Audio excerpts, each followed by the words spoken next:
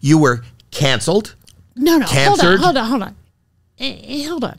A lot of people were canceled. I was investigated by the Department of Justice. So you're the queen of cancel. Who put me under an investigation, put me on the no-fly list, interrogated me under oath, and were considering charging me with conspiracy to assassinate the President of the United States. For holding that doll. For taking a picture. Yes. So all the other folks that were canceled and maybe had a bad week, different animal. It was lawyering up, et cetera, et cetera. So, and the MAGA folks are still angry with me. And I've been embattled in many legal cases since then. I keep getting sued by MAGA people. I have a case outstanding in federal court in Tennessee. And if you two would like to come with me to any of those appearances, is that the one where you're welcome? Isn't that the one where the guy was he got fired from an app? Yeah, because he was making homophobic. Somebody taped him making homophobic. Harassing these trans kids, getting their prom picture taken at a lobby of a hotel. So I did a couple of tweets about it, which is a long career of advocacy for the queer community. And so the guy decided to sue me as if I'm the reason he got fired, not his own behavior. But, these cases take years to cycle through the system. And so I had 2 cases in Kentucky, one in state court, one in federal court, so it's been like a whole thing. Did you anticipate when you were doing, I know you probably anticipated the shock value of what you were going to do in the photo, but did you anticipate the blowback that you were going to get? Not only did I not anticipate it, I didn't think the shock value would be that much because I thought, first of all, I didn't have a publicist at the time. I was in between gigs. And so I'm so D-list that I thought, you know what? I'm not doing anything. Why don't I just do a funny photo shoot? So I called a shooter that I had worked with once before, and we did other photos that day. Like I did one of my then next door neighbor, Kim Kardashian, and her husband at the time, Kanye West. 2 years next door neighbors. Wow. Take it in. Anyway, they were, by the way, dream neighbors. I know that sounds funny. She's my neighbor now. I love her. She's no drama. The last thing she wanted to do was cause drama in the neighborhood. So they were actually amazing neighbors, and boy, do they have security. So that was fun, which I also kind of needed at the time.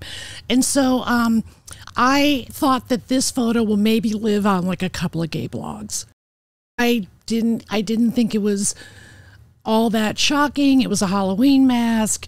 I personally felt like as a woman, I sort of felt a need to do a shocking photo about him because I find him to be a shocking guy.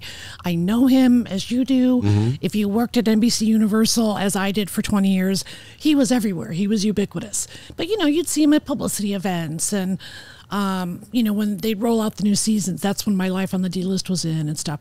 And I never knew this part of Trump. I always thought he was just kind of this bloviating kind of character, So I'm getting nervous because I'm waiting for you to say most of the listeners of this show are Trumpers.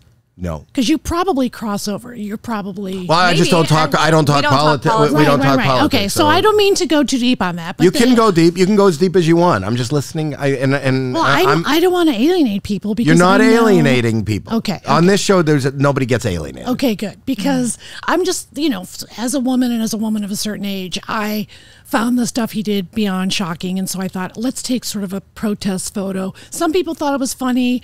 That's fine with me too. I don't care. But no, I never could have anticipated. And what I learned since then is because I've gotten a couple of FOIAs, Freedom of Information Acts, and the Oval Office, first of all, it came directly from the Oval Office, which is shocking to me. Yeah. That the sitting president would be like, make this a priority. Mm-hmm. They were very serious about charging me with that crime, which is also shocking to me because I thought, okay, well, he's going to make me miserable, but they're not going to really charge me with the crime. They called my lawyer, and my lawyer, you can ask him this, every day because they desperately wanted me to go downtown and they wanted footage of a perp walk. So they wanted like a helicopter. They would see me being like walked into the downtown LA precinct. And there was a moment where you really believed that you were going to be charged. Yeah. Well, I never spent a moment not taking that seriously. So I spent a long time, practicing with my First Amendment attorney, who, by the way, is the real guy in the movie The People versus Larry Flint. The real guy that Edward Norton plays is my First Amendment attorney. Because I'm thinking, if he can defend Larry Flint, then damn it, I'm a walk in the park. But it was a lot of wrangling with the lawyers and the two government agencies, the Secret Service and the U.S. Attorney's Office, just to keep them from charging me. And so that was just so much to deal with. And so once again, like... And expensive?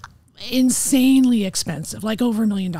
Really? Yes. Oh, well, hold on. I should say, I also am throwing in my security bills, because the stuff people would do to me if I ventured out of the house was so scary. Like, I can't tell you how many people, if I was just walking down the street, would approach me and be furious and get in my face and turn red. And, because let me tell you, these Trumpers, they're hardcore.